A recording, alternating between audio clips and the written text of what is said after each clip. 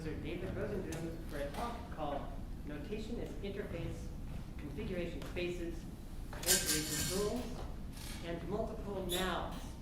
And Professor Rosenboom has been Dean of Cal Arts, where I first met him many moons ago, and since then has had just an illustrious career doing all sorts of things which we've been finding out about for the past week. It's been very exciting, very stimulating. So please give Professor Rosenboom a warm welcome.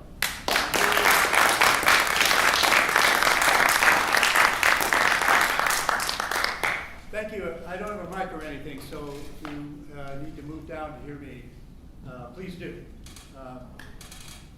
Also, I'm going to, we can make this kind of interactive, but I'm going to go kind of full speed through a bunch of stuff. And in a composer's forum, of course, we have them too, in Cal Arts, everybody has them, but we, so you figure out what to talk about.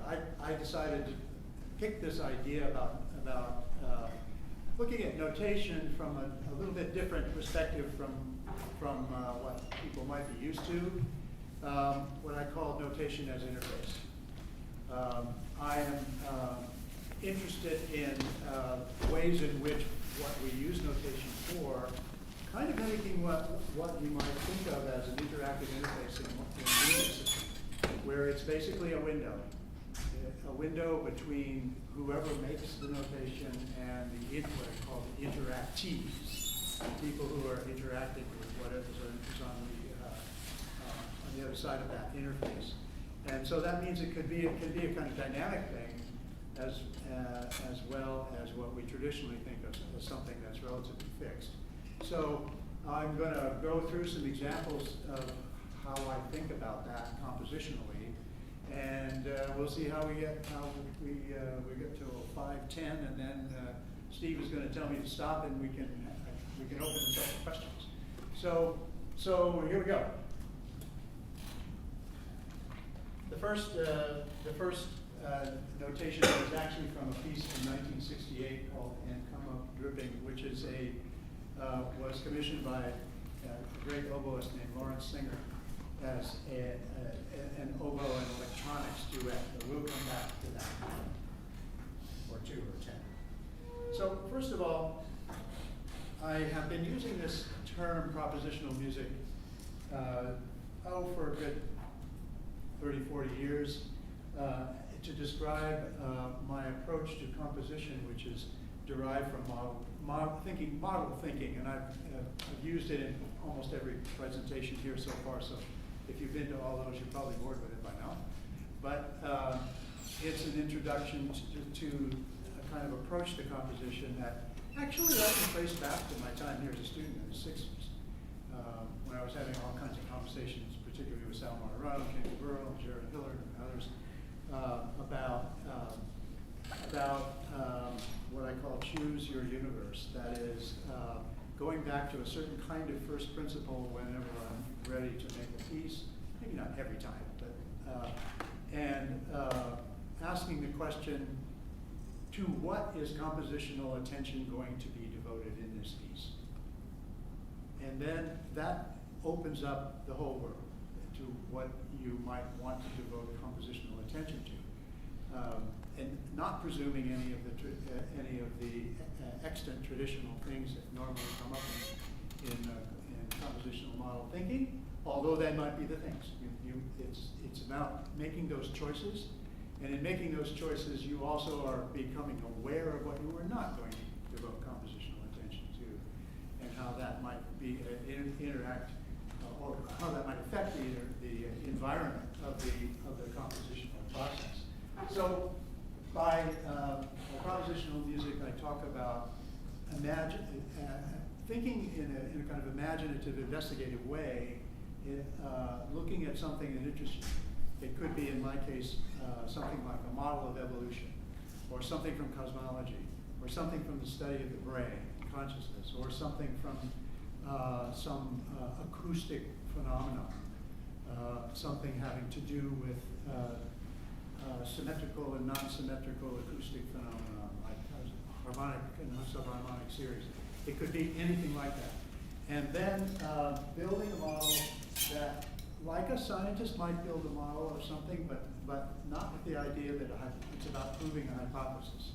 It's about taking advantage of the great license we have as creative artists to imagine worlds and then make work consistent with that imagined world and invite people in to explore it, creatively explore it, get involved as active imaginative listeners, and see how they can experience the joy of discovering something.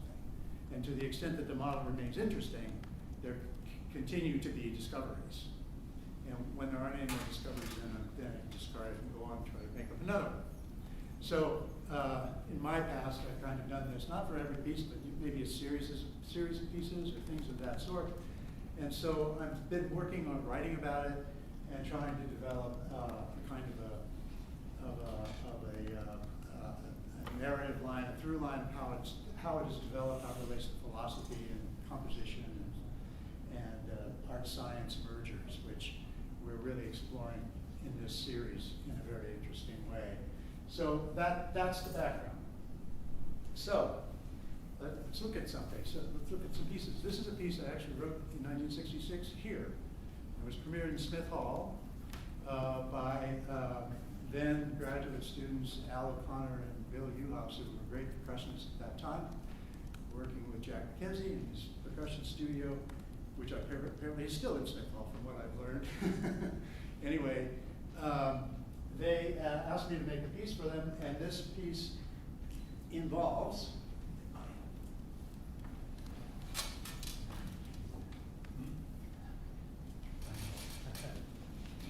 oh, well, never mind. I have a laser pointer, but I can't find it. It involves, at the top there, one big percussion setup, one big percussion setup at the bottom, and a trio in the middle, piano, cello, and alto saxophone. And there's actually a part for a device that was invented back then called a sound rotator, which was a box like this with 4 big knobs, and you could put 4 signals into it, and it would, by spinning the knobs, it would rotate sound around 4-channel space. So this piece, the model is an analogy from acoustics and investigating time. It's specified as 12 minutes long, and that 12 minutes is treated as if it were a sine wave of 12 minutes in length. In other words, its wavelength was 12 minutes long. And then virtually everything in the piece is calculated by going way, way up in the harmonic series of a 12-minute long sine wave. So it goes up to smaller and smaller divisions until you get into things like duration, the starting and stopping points of the entry and exit points of musicians. Each part plays a different number of what I call movements within the 12 minutes. And then all the way up to durations, eventually pitches. Of course, by that time you're way up there. And being sort of a wild youngster at that time, I thought, let's carry it all the way up to light and imagine something like that if it were really possible. But in any case, thinking about it that way. So that's this model. Then there's an idea about notation in which I create, and this is about the choose your universe thing. Once you have identified the things that to which you're going to give compositional attention, can you then describe the comparisons among the things that you have chosen? How is it that you decide that A is different than B? Or do you decide it's not? If they're not different, then you only have A. But let's say you have A and B and you decide that there's a certain difference. And then you have C, and then you say, how is B more like A than C is like A? And then can you say by how much? And can you apply a scale, a measure to it, a nominal scale or an ordinal scale or a ratio scale of some kind? And then you can begin to order these things. So I did that with the idea of notation and the freedom of the notation. So there are 7 degrees, I believe it was 7, of specificity in the notation. It begins with traditional notation, and then each step along the way I strip away one aspect of the specificity of traditional notation until you end up with basically graphic shapes. So I treat that like a scale. So you move around on a scale, just like you move around on a scale of pitches or something like that. And that's how that notation works. Each page lasts 20 seconds. A conductor just goes like this, indicating 20 seconds, and then the next page, and then like that. And there are some vertical dashed lines there that are meant to be rallying points for the musicians. So that at the top there, there's a dashed line with a little drum symbol, which tells that player to watch or so maybe it says to watch the other percussionist, and that he has one too, or she, and then so do the other instruments, and they're supposed to kind of line up there. They're supposed to make that a rallying point, and then they proceed on through the 20 seconds. So it goes like that. Here was just to show the model. This is a page of my sketching, just showing the 12 minutes and the various start and stop points of the instruments. The saxophone plays 7 movements. This percussionist plays 2. This one plays 3. Cello plays 5. All prime numbers, of course, and then the pianist is the only one who plays all the way through the whole piece all the time. So that's the way things come and go, and you can see my color fantasies at the bottom, as if they're that play in different forms of light. Here are a couple more pages, and it sounded a little like this.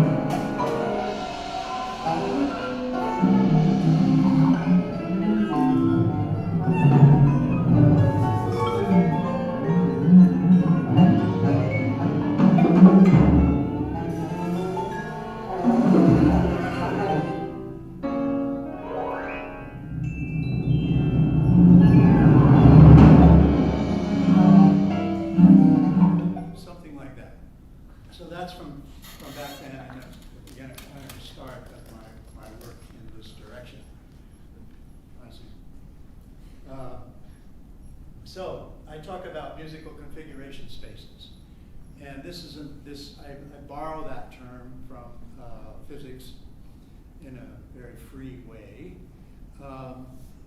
And the analogy is that I was interested in making notation worlds where what is shown in the notation is all the possible states of going through the notation that musicians might choose to take. So in the sense of physics, it's a configuration space shows all the possible states of a system that's defined, which of course it can't be a system unless it has boundaries. You have to determine boundaries and separate things from each other, and then how they work together. And then the notation, quote unquote, collapses into one particular version of itself as the musician decides to go through it in a particular way. Now you might say, well, that's similar to some kind of indeterminacy or like a score by Earl Brown or somebody where you have multiple pathways through material. And so they're related, yes, but I'm thinking of it in a little bit different way. So this happens to be a piece from 1967 I wrote when I was in the Center for Creative and Performing Arts at the State University of New York at Buffalo that was run by Lucas Foss and Alan Sapp. I was here in the summer of '67 in an apartment, and the phone rang and it was Lucas Foss who just offered me a job.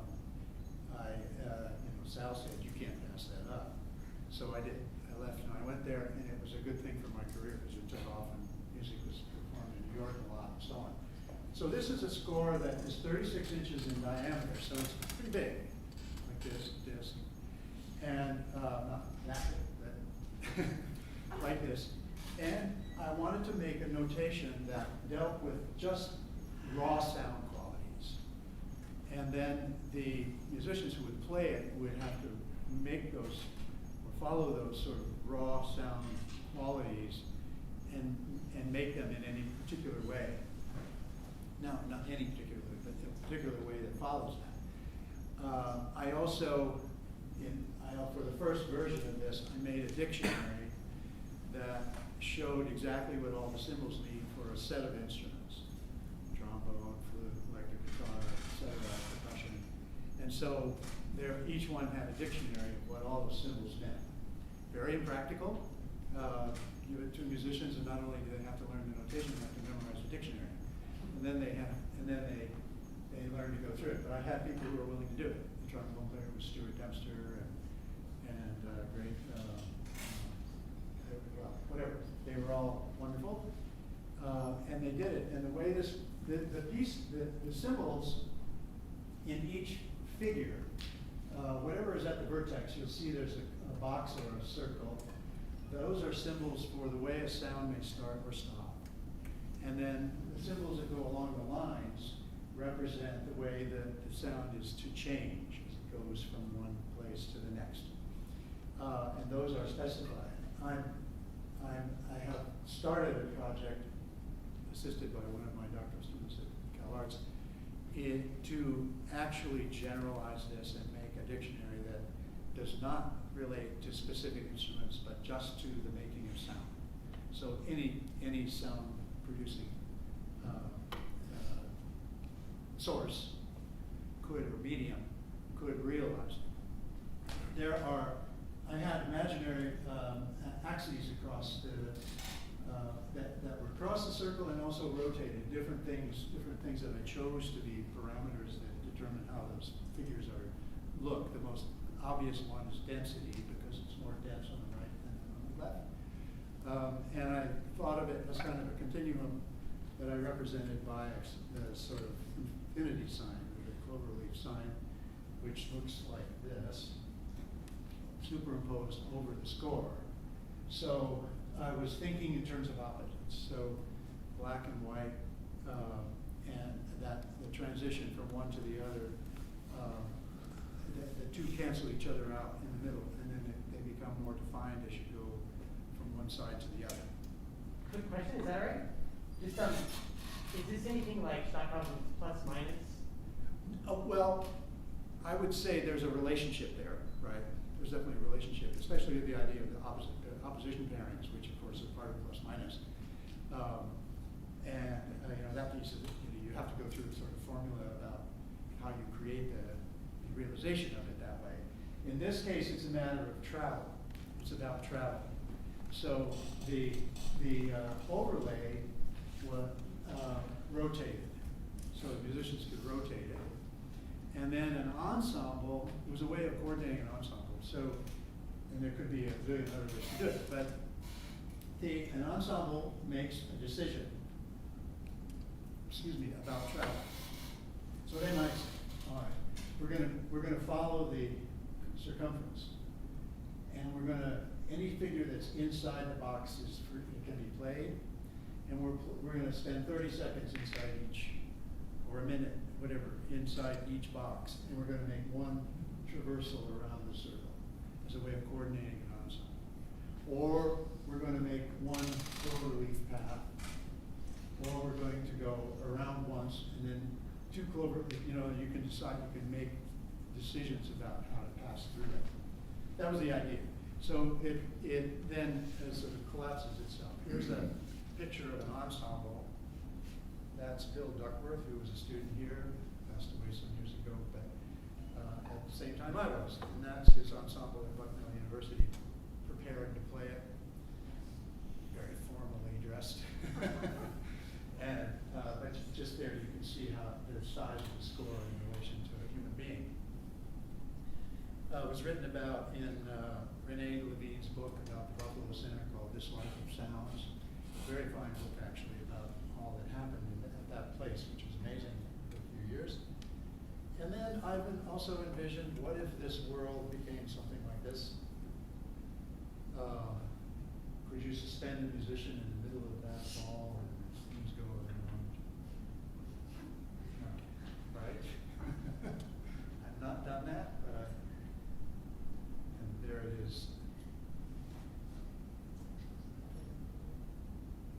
So, I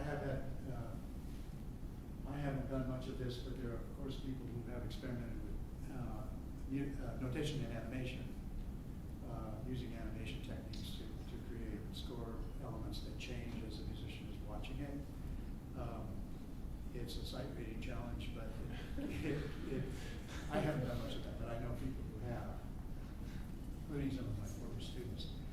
just a close-up look at the figures. We actually, in the improvisers exchange the other day, we actually played this. It was kind of free interpretation of symbols, just as an exercise. Okay.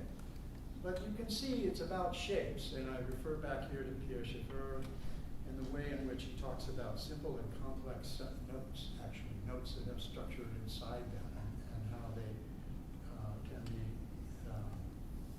looked at as shapes. This is that oboe piece again, oboe and electronics piece. There are instructions about how to make electronic devices to process the oboe sound. And there are 4 pages of the score, you'll see them in a minute. And at the time, this was 68, 69, I was trying to figure out how do I notate a score with electronics in it that won't make it obsolete in about 6 months as electronics change. So I decided to define the electronic equipment in 2 categories, what I call add equipment and subtract equipment. So the add equipment is simply anything that makes the waveform more complex than it is, comes in. And the subtractive equipment is anything that makes it simpler than it is when it comes in. And those things are going to be controlled by functions, and those functions have shapes, A, B, C, and D. And so it's as if you have envelopes as themes. So for each page of the score, there's a control shape that becomes a consistent theme, like the first one, always going like this, or one going like this, or the bouncing ball shape. Attached to each page of the score. The notations on the right are extended technique notations for the oboe. Fingering is about ways to make multiphonics. It works this way. There's a 2-stage stereo delay at 2 stages, and there are cross feedback paths from each point. So from delay A1 there, the sound passes through either the subtraction or the addition circuitry and then a gate, basically like a VCA gate. And then it crosses over in feedback to the other side of the stereo signal.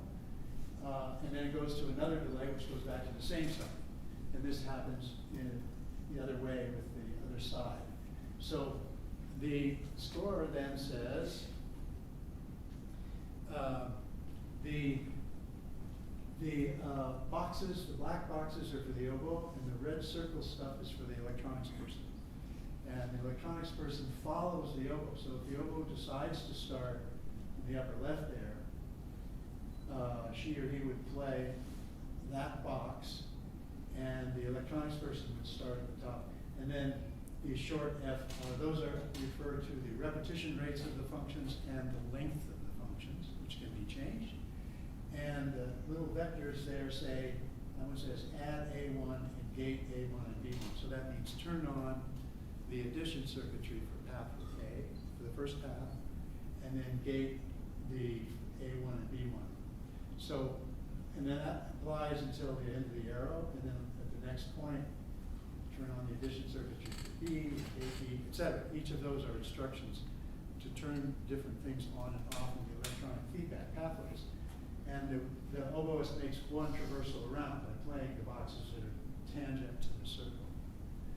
The notation shapes came from my interest in projective geometry. Anybody knows that, how that shape came about. And on this page, the oboist only plays the reed, not the instrument.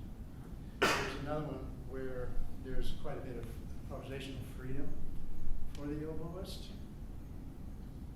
Another one where each box is homophonic in the sense that there's only one effect in each box. And the oboist can turn this upside down and sets it up and play through it. There's a fantastic recording by the great Libby Van Cleve, great oboist who happens to also be the director of the Oral History of American Music Project, which is at the Yale Library right now. And she was a graduate of Cal Arts in the 70s. By the way, that first piece I played, that wasn't the recording from Smith Hall. It was a more recent recording. The saxophonist was Anthony Braxton. various other great players.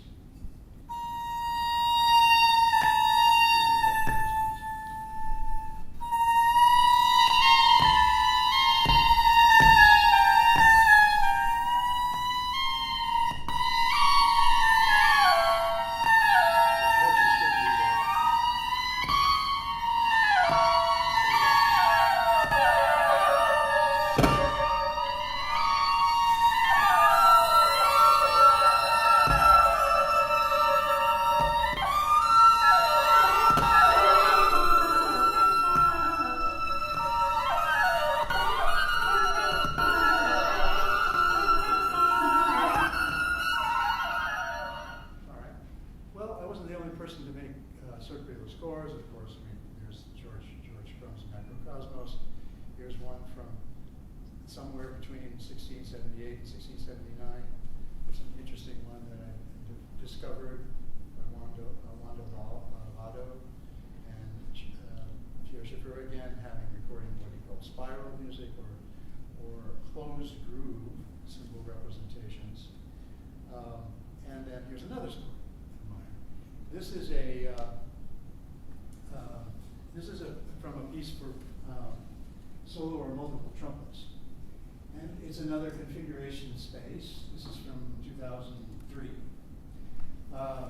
It's a configuration space. And this one, I chose to show this one because it's actually pretty understandable from the point of view of traditional, not traditional, but kind of counterpoint, harmonics, counterpoint systems. So I made a system that is based on a modal system that's based on modes that don't repeat at the octave. So if you start on C, you don't end on C, you end up somewhere else, and then you go somewhere else, and somewhere else, and so eventually it spirals around in a certain way. This is, every phrase is bounded by two dark bar lines. Is considered a musical unit. And I've tried to construct it in such a way that the harmonic system, the modal system, remains intact no matter the pathway that the performer chooses to go through it. And it can be multiple players, each one choosing their own path through the score. So it collapses into what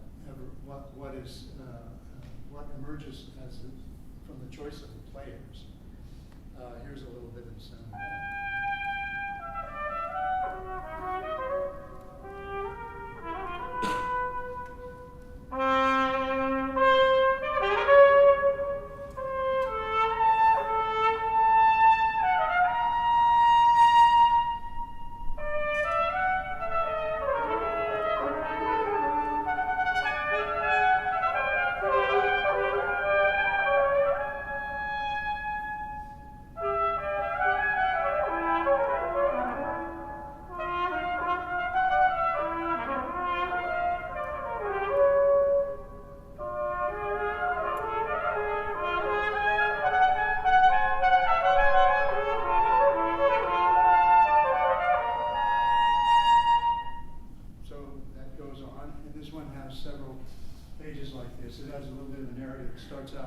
Sounds made only with breath, and they modulate into activating certain resonances, and tone starts to emerge.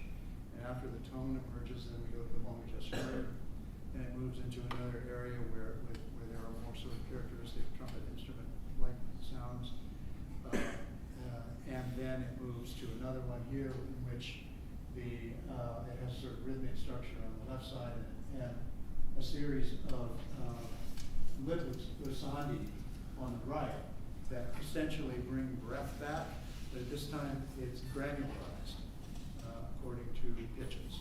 So you can see every time you see one of those groups of three circles, those are valve combinations. So if you put down in the top, you put down the one first and third valve, and then you have to play all that with just those three valves down, and then each line is specified.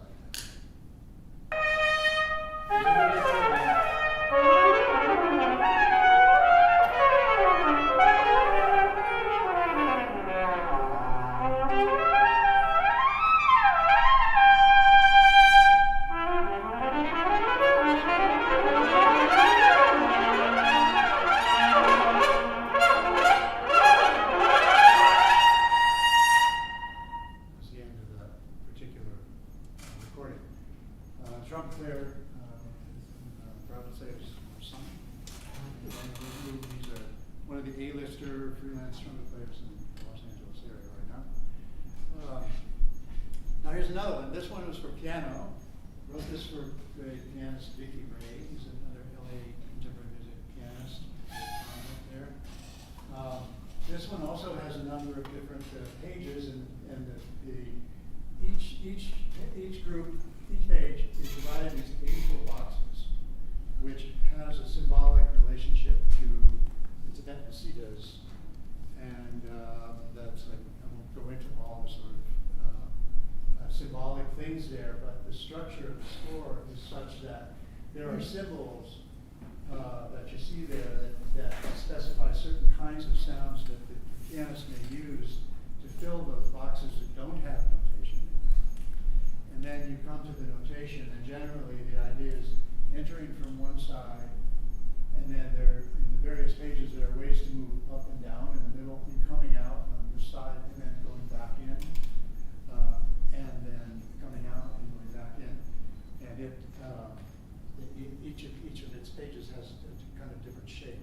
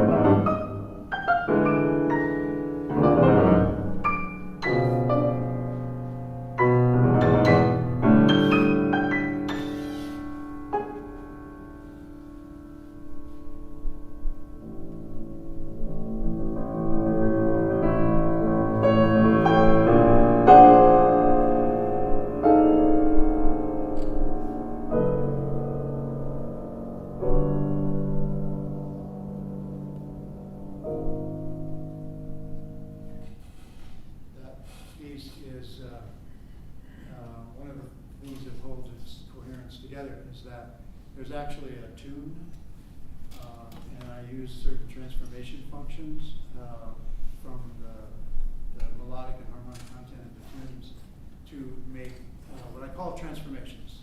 Some people might say, call it a variation. But for me, it's different because it has to do with a particular transformation in direction. Imagine bending a shape as it going towards a new shape. So you're modulating from one end, you're transforming from one end to the other. And every other note in the entire piece comes from one of those transformations of this kind of central tune. And that binds everything together in a certain way. There's another one I wrote for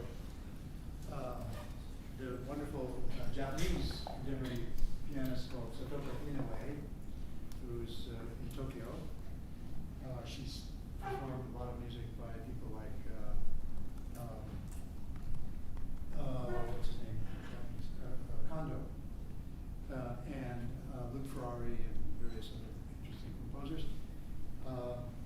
And I don't have a recording of this, but this one has little configuration spaces that show that appear in the direction of the system. So each page is based on what I call a musical question, and then a series of answers. And when you go into something that says first investigation, pentagonal world, so that's a configuration space of simple tonal combinations, and then another, and then others down here, and it goes through that way. She's premiered in Tokyo a few years ago, and we have wanted to record it, but then the pandemic hit, and we haven't had a chance to do that yet. But we hope to soon. Shapes. I talked about shapes. Well, of course, we know that shapes appear in chant. This is a string quartet scored by Anthony Braxton. If you know Source magazine, you can find it in Source magazine, but it has not appeared around too much. The entire quartet is drawn this way, and there are instructions about how to interpret these shapes, but it's all about the contour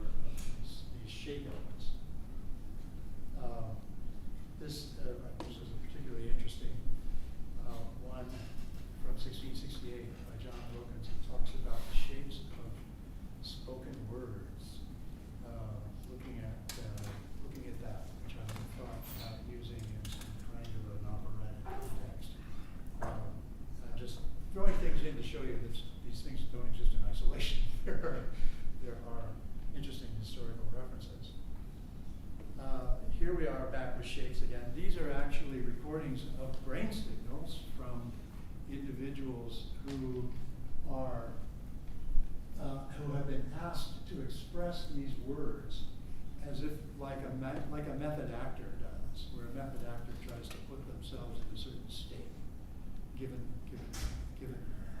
a word. And what is shown, that the top one is a actually, yeah, the top one is yeah, it's an autocorrelation analysis of the brain signals showing the shape of the production. The researcher Manfred Kleins, if anybody knows about him, did a lot of work in recording people expressing words with a touch sensor, a great deal of work, and then also relating that to people keeping time to music, tapping, and finding that there was a particular touch shape for a given composer. So that you get one kind of touch shape if you're listening to Beethoven, you get another one if you're listening to Debussy, you get another one if you're listening to Debussy, or something like that. And I got kind of fascinated with that, and I applied it to brain signals. And from there, I made a piece from my series of pieces that are all called In the Beginning Something. This is an example. I think there are about 7 compositions in this, all 5 of which are for instrumental ensembles, including one for chamber orchestra, and 2 that are for electronics. And this one is my good friend George Manichelli, the late George Manichelli, who was one of the Once Group, member of the Once Group from Urbana-Champaign, and he was the founder of the Ann Arbor Film Festival, and great performance artist. And we had a performance group called Maple Sugar in Toronto that sort of was a successor to the Once Group. And we were both faculty at York University at the time. We did a lot of things together, including making some films together and so on. And George one day said, "Can you write me a piece for piano?" He didn't play piano, didn't play piano at all. So my idea was to take this notion of expression of shape and make a piece which I called, in the beginning, A23, for keyboard and 2 oranges. So the idea was that you would roll the oranges up and down the keyboard according to, let's say, look at the top score that's on the reference. The thick line divides the right and left hand. And the right hand goes on the white keys and the left hand goes on the black keys. And the dashed line is the center of the keyboard in terms of range. So the right hand and left hand are trying to articulate these things. And the intermitting series is all about various kinds of symmetrical ratio systems. And so you've got 7 to 2, it means you do 7 gestures with the right hand and slowly get higher and higher. And against 2 with the left hand for whatever the length the number 1 means. And as you've defined the length of number 1, the next one, marked above, is supposed to be twice as long.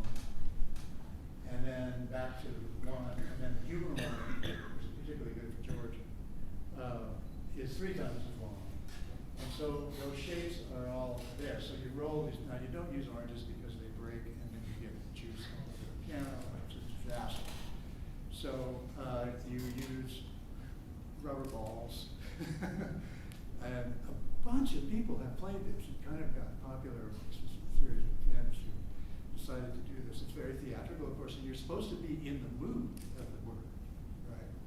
So you get in that mood and you play like this all the way up that keyboard. Did you have a question? Well, is there a significance to the fact that all of these different sections are center aligned? Center aligned? Yeah, I mean, they. Or just like this? Yeah, as opposed to being left aligned. It's just pretty. Okay. Yeah. How do you re-uptake oranges? Like, do you roll them back up, or do you pick them up and move them up the keyboard? You can pick them up, but generally, when I've done it myself, I've found that, and now I have a basket full of rubber balls with different hardnesses, different articulation. Use one for one line and another for another line. That I figure out how to like go like this and keep a hold of it, and then maybe put it over here, and do like that. And so it actually turned out to be rather difficult. You really have to practice. So George never played. So But now a bunch of people have, and there is a recording of it.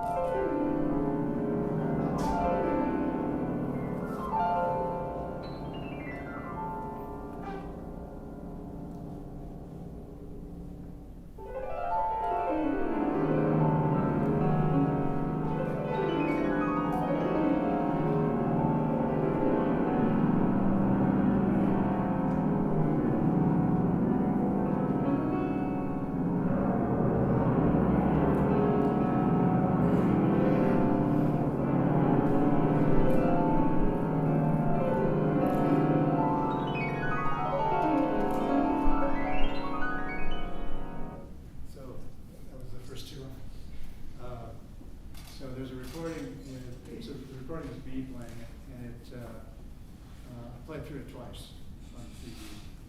So it's on a CD called in the beginning on New World Records. It's a double CD with all the pieces in that series. I applied that also to arpeggiation functions in a woodwind quintet, which was the third piece in the series. It has there's a sort of a chorale-like function because the first piece in the series is electronic and it's all about vertical function. It has no horizontal structure. It's all, well, no, it's not true. It has a horizontal structure, but it's primarily about verticality and in its structuring. And then the second one is for 4 cellos, trombone, and percussion. And then the third one is a woodwind quintet. And in the woodwind quintet, I introduced the idea of up and down motion, linear motion, that actually has all these arpeggiated forms that are derived from exactly the same shapes, the same set of shapes that we saw in the piano piece. And it turned out, I like it a lot.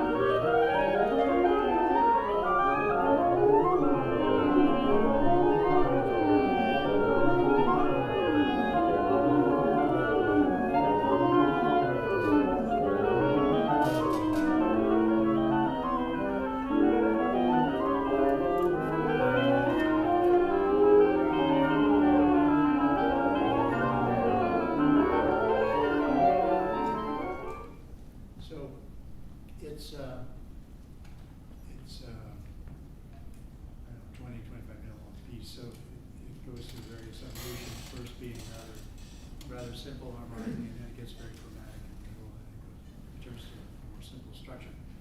Obviously, that's not a configuration space. It is in terms of where the shapes apply, but there's only one way through the score for the divisions.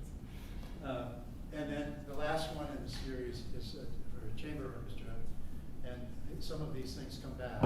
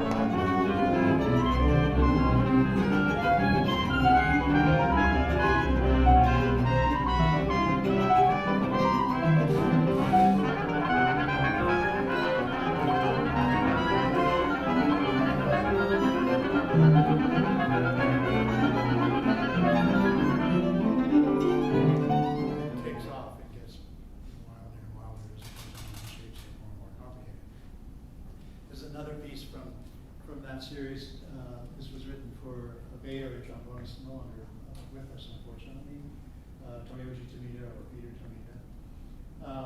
This one has a certain, it still has a fixed structure like some of the more open scores, but it has certain openness. So the ratio system of the beginning series is articulated in this way. There are, in each sort of brace there, every line is 11 beats long. And each brace contains a 4-note chord and a set of pitches so that one is supposed to be able to play either one of the notes of the chord or to improvise with those, the notes in the parenthesis. According to 11-3, that means you're supposed to play 11 notes in 3 beats. I'm sorry, 11 notes per beat in 3 beats. So it's very fast. And then 2 per beat for 2 beats, all. You know, so it goes like that. Now, it can be played by one person like that, or it can be played by up to 8 trombone players. Or one trombone player can record parts and play with it. There are various ways. Those are all options of different ways of doing it. The great trombonist named Mike Svoboda, who is in Switzerland, made a fabulous recording of this. The piece also, this piece has a tuning system applied to it. So it's a ratio, I guess you call it a just system because it uses a whole number of ratios, but they're based on harmonic and subharmonic ratios. So Mike did a recording where he played all 8 parts, and he then developed an 8-person trombone choir that has played it around Europe quite a bit. It's really quite exciting, especially when they play it in a resident or something like that. He was a student here. There's a night.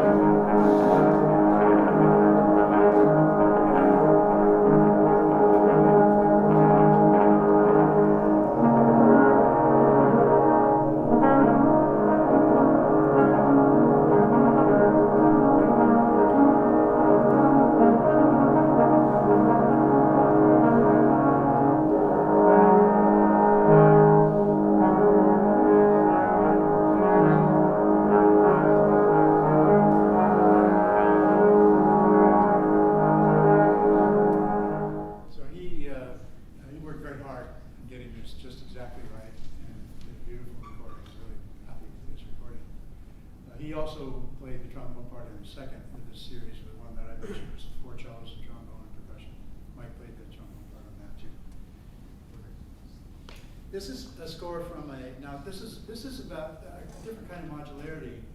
I wrote in 16/8-ish a piece for piano, originally for pianist Katrina Kermsky, who's well known for having played the Pulse part on the 1968 recording of Terry Riley's MC, on which I played viola. But she plays all kinds of music, and she asked me for a piece, and I made a 12-movement piece, again with everything derived from a central thematic notion, like in the other piano piece. Everything is a transformation of a starting structure, musical structure, and it has movements that look fairly traditionally notated. Well, they are traditionally notated and played that way, and then there are movements that have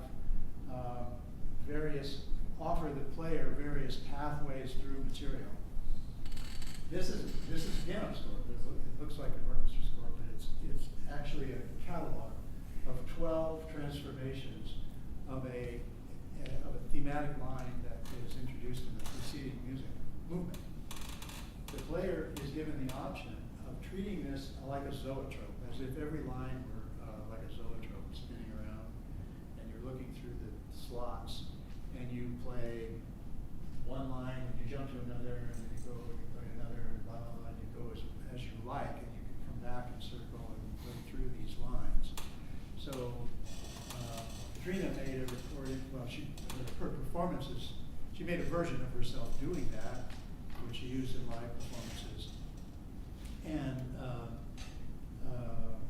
has recorded that version. It's supposed to come out on Unseen Worlds Records pretty soon. It's from a live performance she did way back then. But, and then I did a version of this in which I actually made a kind of a theatrical magnification of the piece, and I play on a piano that has sensors on it. At that time I was using the Moog Buchla piano bar that you put on. It has infrared sensors that track the key motion up and down.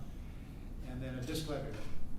And I had software in my HMSL, hierarchical music specification language that we talked about the other day, that would pick, it would transform what I was playing, but it would pick from these and let me bring these out. And I could do what Katrina did, but I could do it in an interactive way and move through the various lines. So, this requires running on the internet, so hang on there. We'll see if I can get that.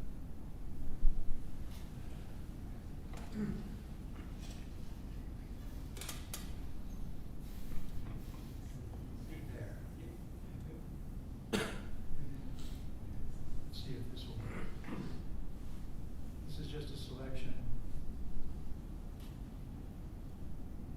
That's a pull from video. All right. This is a long, sort of a 90-minute, about a 70-minute performance, but I'm going to go to the middle, where we should be, where somewhere.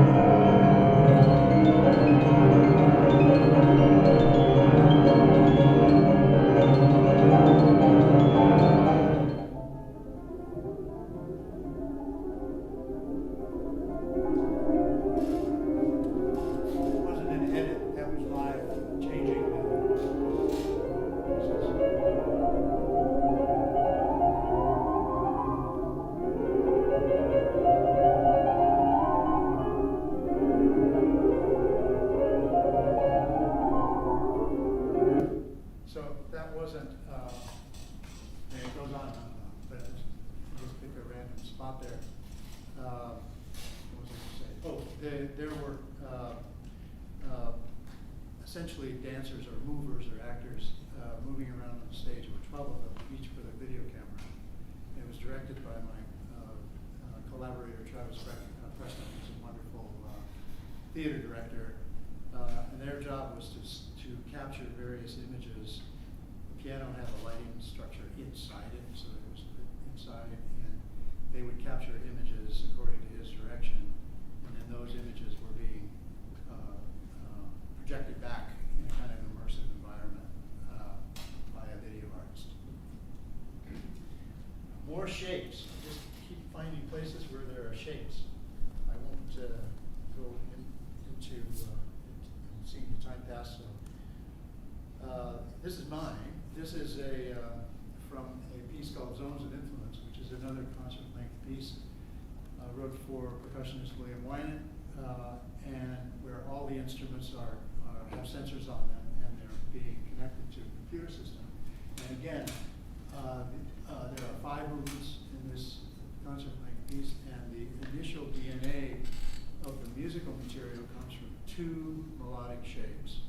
And all through the composition, there are different layers of sort of counterpoint and changes in electronic sound that come from transforming this one shape into another.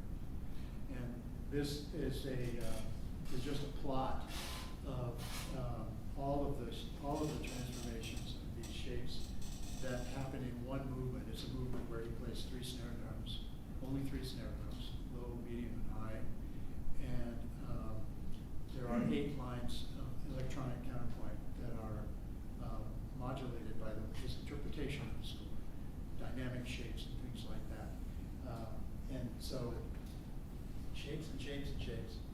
And this is an example of from a movement where it plays marimba and xylophone.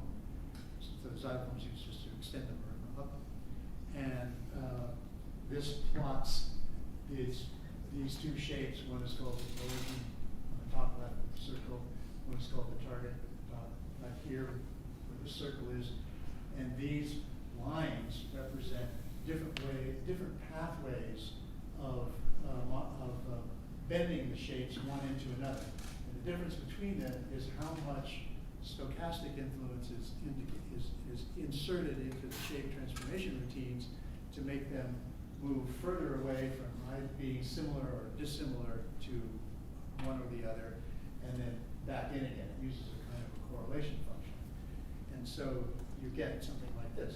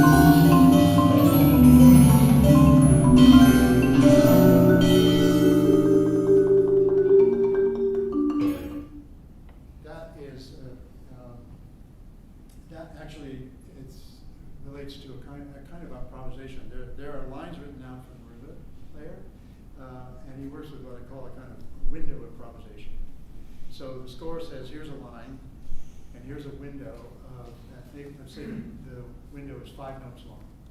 So that means that you improvise with the first 5 notes. And then you add a 6th and you subtract the first one. And then another and take away one. So this window is slowly moving through this line. And he improvises with small groups of notes as the window moves through the line. This is the snare drum one with the shapes that I showed you.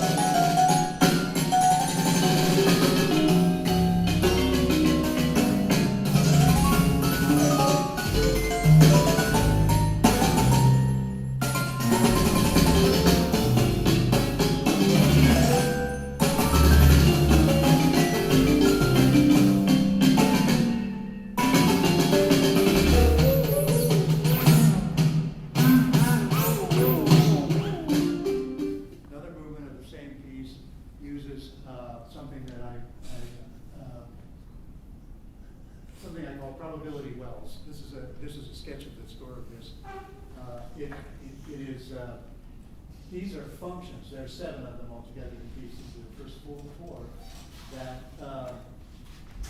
cycle around. So this one goes like that in a certain time that one can establish. This one goes. But what they specify is the likelihood that if the percussionist strikes an instrument associated with the number 2 group, it will change the electronic sound. And he learns this as a kind of probability of rhythm that he can play with. And there's improvisation involved. And so he knows, he can, if he strikes the instrument when it's at a very low level, there will be no change in the electronic sound. If he strikes it at the high point, there will definitely be a change, and if somewhere in between, it's a probability, maybe 50-50 chance or whatever. And the electronics, there's an auxiliary keyboard part, but the keyboard player doesn't know what the sound's going to be. That's determined by the percussionists. All right.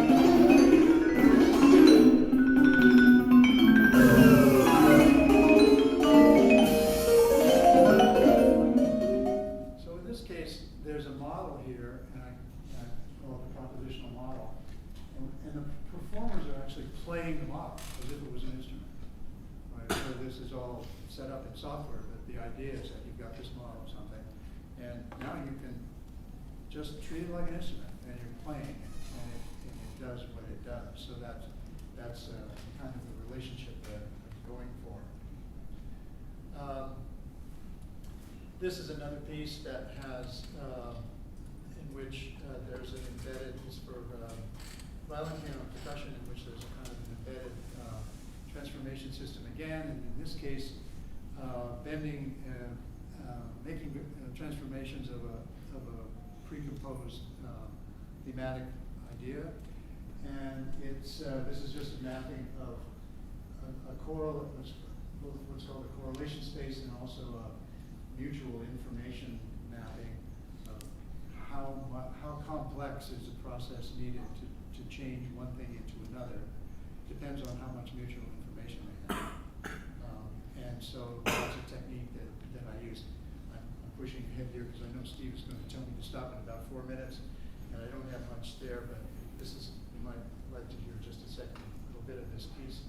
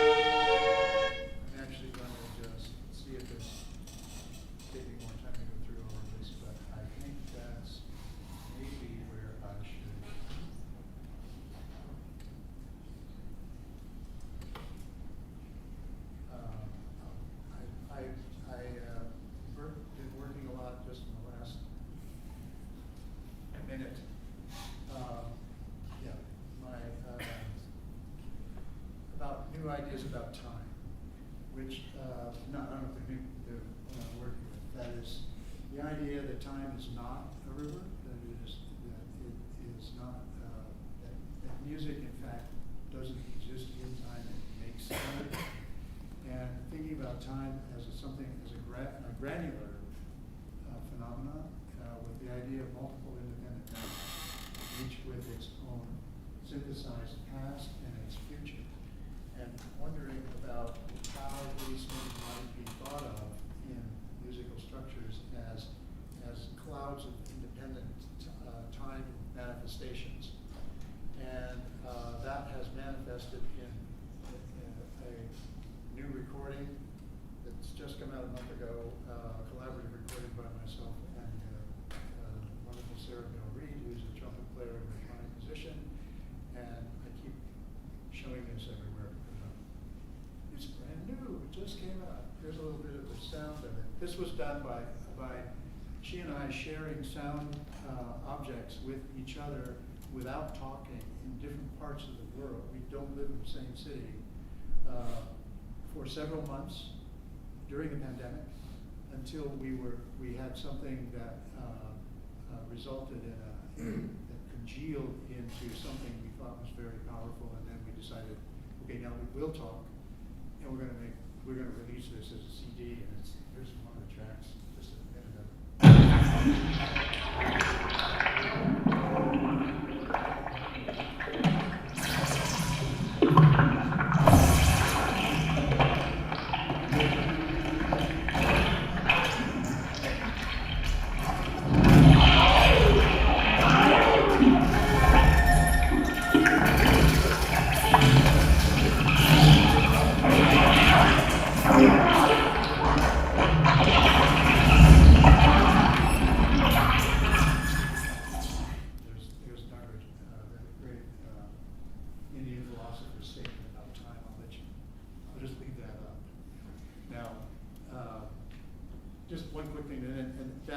That track was called Time Canvas Firebrush, and a lot of the sound that you heard there was resulted from me taking a field recording of a bonfire, and then analyzing that recording and extracting peaks from it, and using those peaks to drive electronic processes, and then take the recording away, take the actual recording of the fire away. So it's not actually there, but it has had an imprint on the sound, and then we're playing it. Now it stops. All right. Questions? I have a question. Yes, Susan.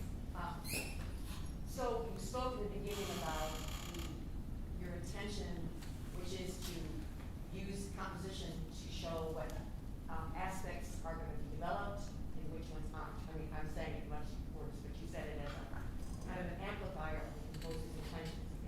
And I appreciate that so much. The question that I have is, a lot of what you're showing are propositional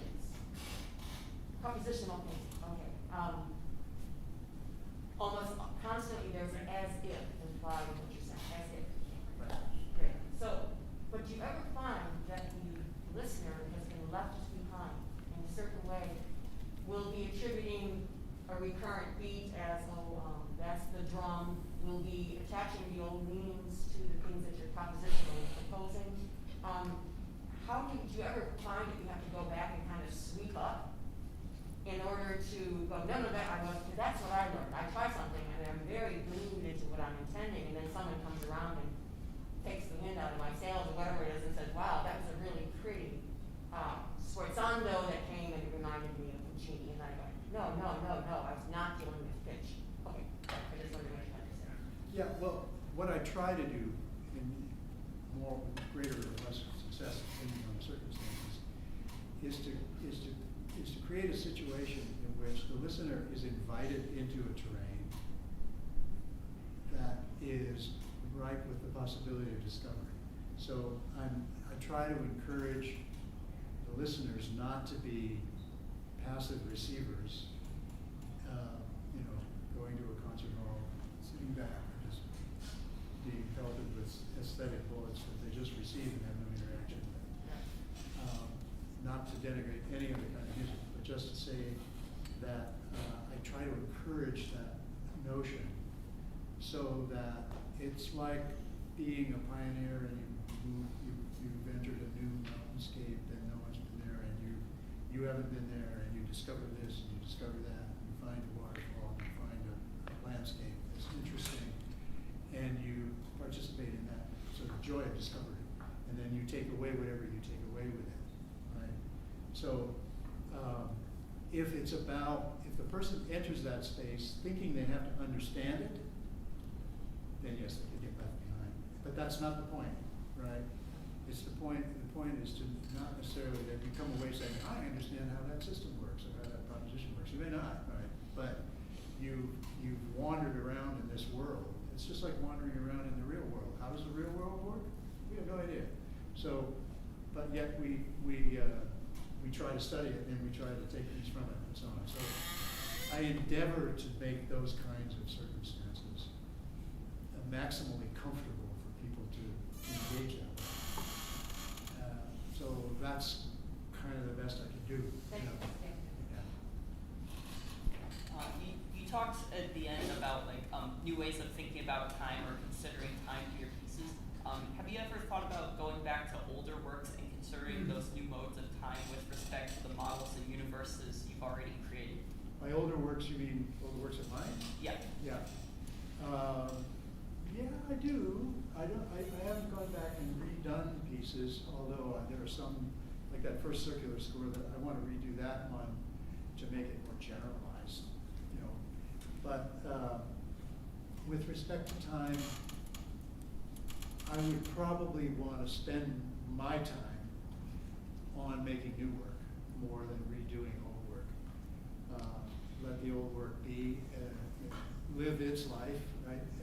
And then, but I might analyze it. Now, I do encourage my students as well, and I do try to do so. So every once in a while, looking back and kind of analyzing my work. And sometimes I do that and I find threads of connection that maybe I didn't see before. My work tends to be fairly broad in its scope. You know, I defied the advice of composition teachers who said you have to find a style and stick with it, so that everybody will know this is your piece, right? I couldn't do that. I can't think of it. So my stuff is all over the map in terms of how I didn't even go into things like, oh, I've got a whole bunch of songs I've written and stuff like that. You never know what's in people's, in people's background this way. You know, even, did you know that Milton Babbitt wrote Broadway songs? He did. We actually, at Mills College, I brought him out, we actually did a concert with Broadway. So you never know, you can be in all kinds of different genres. I don't like to think in terms of genre. I think of the world being a post-genre world. Everything is crossing over and influencing everything else. And that I think is wonderful. So, but yes, to go back and I find, I didn't realize that actually these pieces that seem really different do have a connection. There's something there that, and then that informs how I might go forward. Thank you. Last question. Go on. Do you make a distinction in your composing between the actual duration of something and the apparent duration of something? And if so, how do you use that in your compositional work? Right, like for example, the psychological time versus clock time, and yeah, right. Oh, definitely. I think music is very powerful in being able to influence the perception of time. So I'm conscious of thinking about that. In different degrees and different pieces, but and it's not as though you can deterministically say you're going to perceive this something being this duration. It depends on how you turn up your microscope on the sound. So for example, if you're listening to what sounds like a drone piece of Lamont Young, I've played with Lamont quite a bit. You could sit there and say, well, this is really a long song.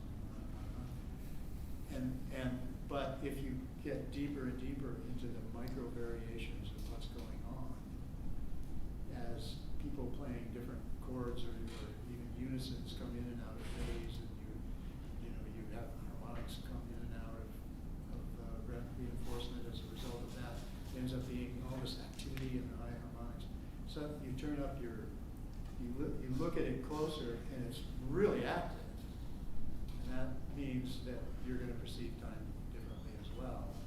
So I think music can provide these opportunities, but it can also, through things like varying temporal density, can make things appear to be longer or shorter.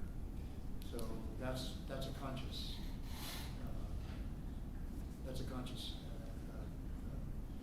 attention being put on that. Yeah, as part of the composition. Thank you. All right, on that note, we can continue things more informally. And thank you very much.